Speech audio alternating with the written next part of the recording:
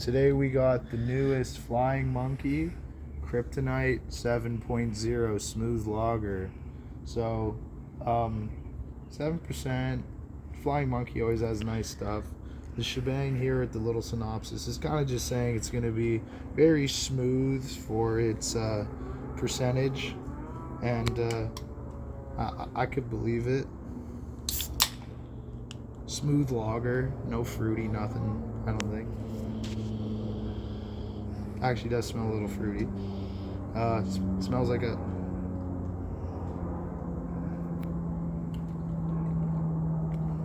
It definitely doesn't taste like 7%. The aftertaste is kind of dirty, but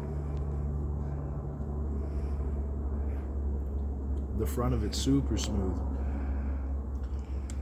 Yeah, definitely tastes 7% on the end of it. I'd buy it again if I saw it. I like it more than all their stinking triple milkshake IPAs. I'll give it a 7.0 out of 10.